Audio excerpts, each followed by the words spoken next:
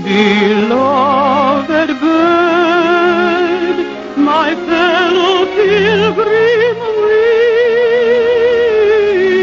winging, I hear thee singing as I sang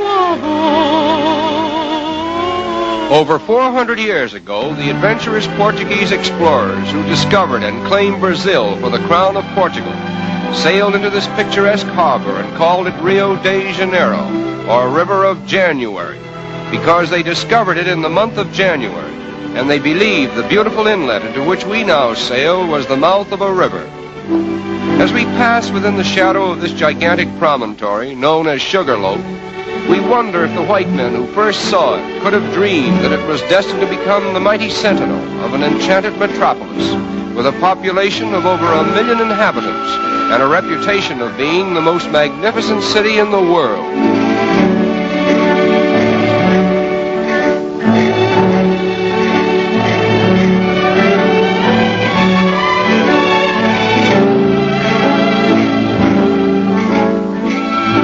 Passenger ships arriving at Rio today literally tie up at the foot of Main Street and immediately become a picturesque part of the skyline, as well as a convenient point of egress to the city itself.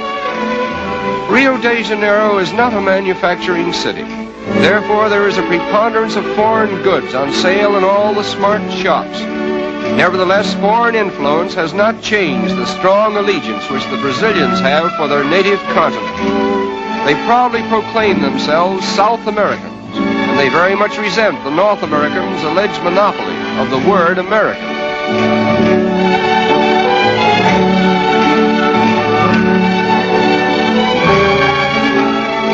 The period from 1902 to 1906 witnessed the wonderful transformation from the old to the new Rio, a comprehensive project so boldly conceived and brilliantly executed that there is hardly a landmark of the old city to be seen in the metropolis today.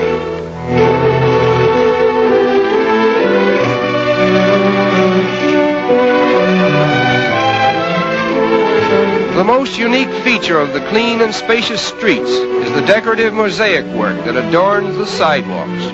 Almost every block has a pavement with patterns so individual in design that one could find his way about the city by becoming familiar with them.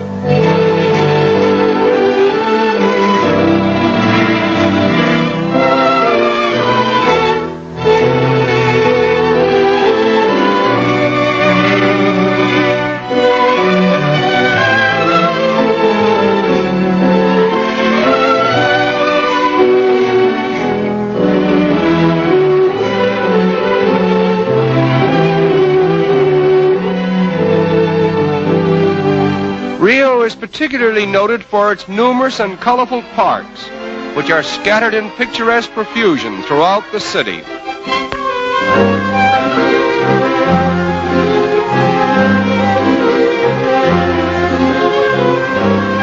In 1808, the King of Portugal was forced by Napoleon to abandon his country and re-establish his throne in Brazil.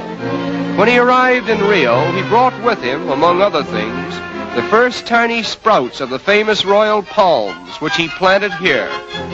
It was decreed that only members of the royal family might have the privilege of cultivating this particular species of tree. But time and nature have overruled the regal command, and the royal palms that were meant to be the exclusive property of Portuguese royalty are now the common heritage of all Brazil. The outstanding landmark of Rio is Sugarloaf Mountain, and from whatever angle one may view it, it forms a most impressive picture.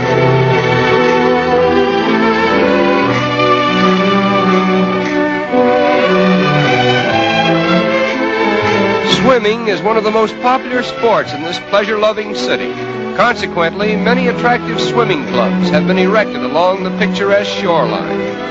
The architectural designs of these clubs are unusually distinctive, and many of them are actual reproductions of famous institutions in Spain and Portugal.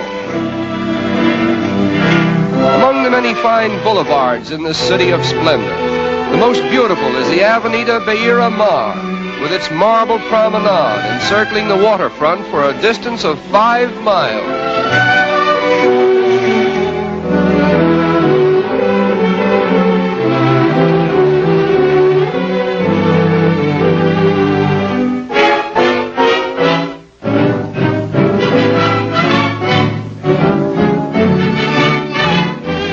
As in most countries of South America, the color of one's skin does not always determine one's social standing. As a matter of fact, the racial color line seems to be so thinly drawn that it has become a haven of toleration for all races. Nevertheless, the Portuguese language still prevails.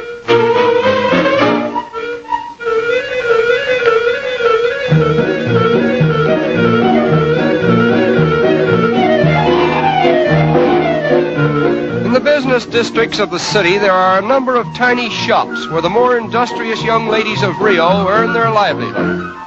This is called the butterfly industry, in which the colorful wings of butterflies are immortalized by an art that was inaugurated here many years ago.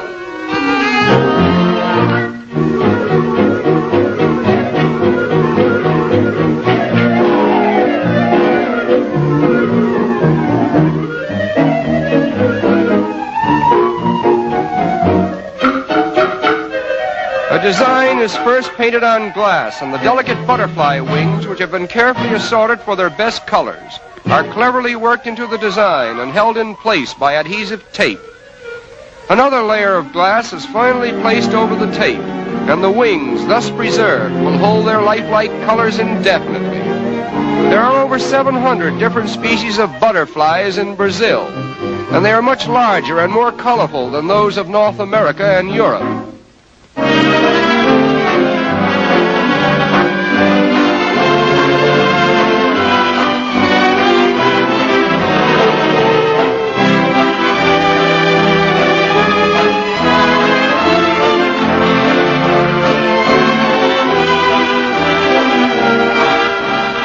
The completed articles consist of tea trays, vanity and jewel cases, bonbon dishes, and decorative pictures designed to glorify the city's landmarks.